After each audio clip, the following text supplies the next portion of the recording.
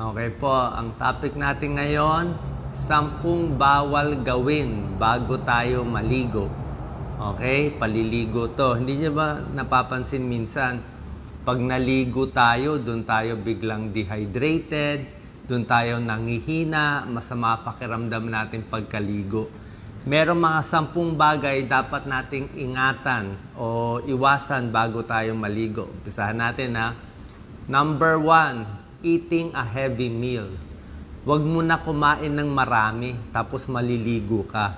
Kasi pag kumain kang ng napakarami, let's say ilang plato kinain mo, tapos maliligo ka agad, medyo masisira po yung digestion natin. Kasi pag bagong kain, yung dugo pupunta sa tiyan, sa stomach, sa intestine, tapos maliligo ka, di ba? Baka mainit pa pinaligo mo, gagalaw-galaw ka, hindi gaganda yung digestion, mahirapan.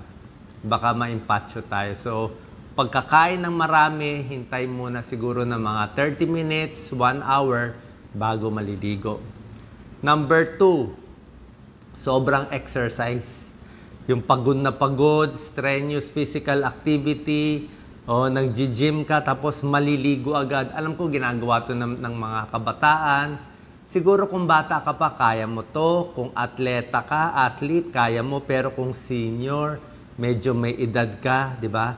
Tapos, pagod na pagod, di ba? Dito sa Pilipino, takot pa tayo sa pasma, di ba? Pwede maghintay ng 30 minutes to 1 hour. Okay? 30 minutes to 1 hour. Pahinga muna, tanggalin mo na yung medyas, relax muna. Kasi pag sobra ding exercise, mainit yung katawan natin. Masyado mainit. Tapos maliligo ka pa mainit. Baka ma-dehydrate ka pa. Walang masama, i-cool down muna yung katawan natin. Cool down ka muna bago maliligo. Ito naman, suggestion lang. Kung gusto nyo, pwede rin naman. Kaya lang, mas maganda sa katawan pag susundin natin. Number 3. Ito. Minsan, guilty ako dito. Number 3. Gumagamit ng mga electronic device bago maligo. Ano tong electronic device? Nagse-cellphone, nagta-tablet, nagla-laptop. Dati tayo, CD, radyo, delikado. Di ba yung iba naka-bathtub pa, naliligo, nakasaksak yung cellphone mo sa kuryente. Baka makuryente ka. Baka mahulog sa liguan mo, biglang makuryente, delikado, may namamatay dyan. So, walang mga charger at ibang bagay na mababasa. Number 4, lasing na lasing. Uminom ng maraming alak na lasing, tapos maliligo, wag na lang. Pag lasing na lasing, ang problema, syempre, unsteady ka. Tsaka pag lasing ka kasi, nadidehydrate ka Tapos, baka mamaya ma-aksidente ka, makatulog ka, ma-aksidente ka pa sa banyo, delikado. So, next day na, kinabukasan na lang maligo kung lasing na lasing. Number 5, naninigarilyo, smoking. Smoking bago maligo, smoking habang naliligo, may ganyan ba? Lalo na yung iba, di ba? May stick pa, tapos meron pang lighter, mamaya meron pang sumilab dyan, di ba? Kaya ingat na lang. So, no smoking before taking a bath. Number 6, ito naman, tip lang to. Pag gumagamit tayo ng lotion, di ba nag-apply tayo ng mga lotion, dapat pagkatapos maligo. Hindi maganda yung bago maligo, doon ka maglo-lotion, tapos maliligo ka, unang-una, sayang yung lotion. Pangalawa, hindi ka makakalinis maigi Kasi nga, istorbo yung lotion, naka-lotion ka, tapos magsasabon ka.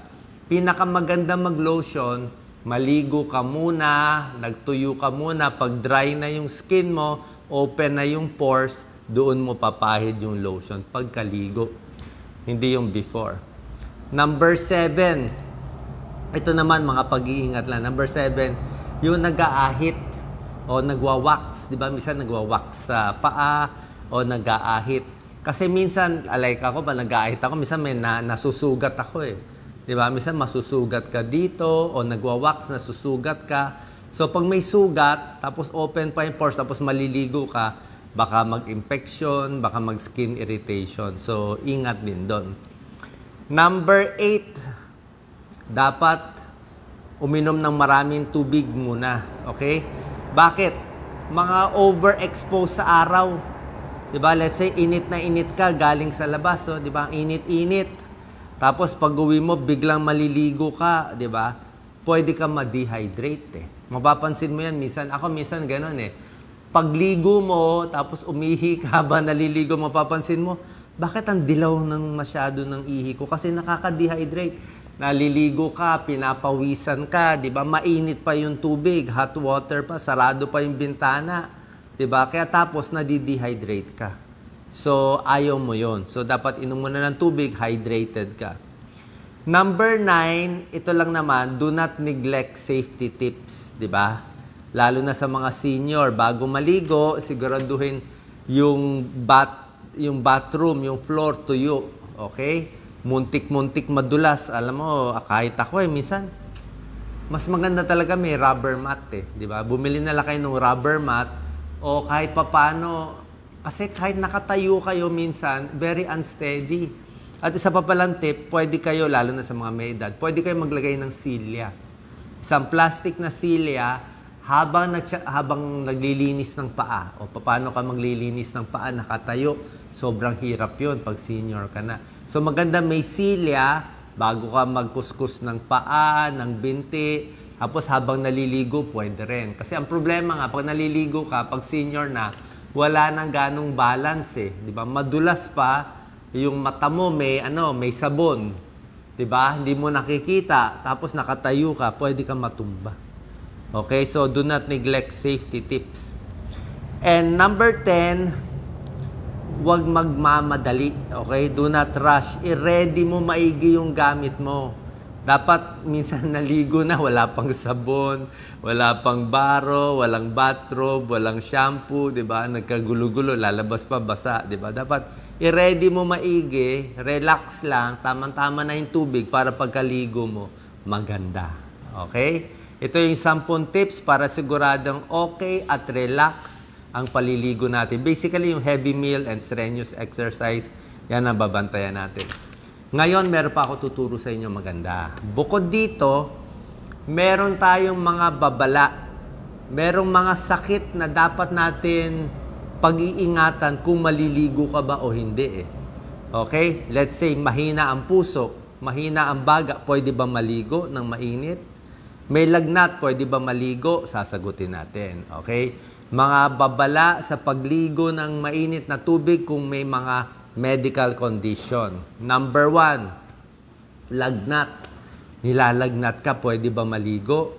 Actually, depende yan. Kung matindi talaga yung lagnat mo, very high fever, medyo alanganin eh. Kasi high fever ka, tapos mamaya mainit pa yung tubig.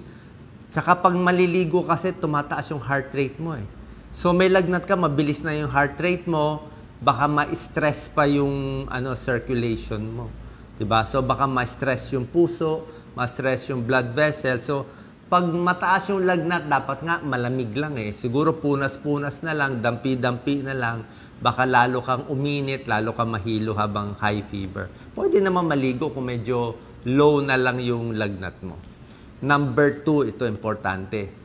May sakit ka sa puso, mahina ang puso mo, may heart failure. Pwede bang maligo agad? Okay, ito. Pwede maligo sana, kaya lang dapat may silya at dapat may hangin. Kasi mga may heart failure, kulang sa hangin yan eh. Yung baga nila, mabilis sila mapagod. Naalala ko sa pasyente ko, pasyente ko may heart failure. Matigas yung ulo, hindi sinunod ako, tinigil yung gamot eh. Nung tinigil niya yung gamot, ang kwento na lang sa akin nung anak niya, naligo daw. Alas 4, mainit, naligo, nagbuhos. May heart failure, hininto yung gamot. Pagkaligo, namatay yung pasyente. So, bakit? Nakakapagod ang ligo. Nakakapagod yung magbubuhos ka. Ang init-init, sarado pintuan, sarado bintana.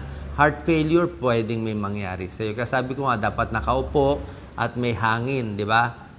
Kung takot kayo buksan yung pintuan, at least bukas yung bintana. Dapat may air ka. May air. Okay? Delikado kasi. Number 3, low blood.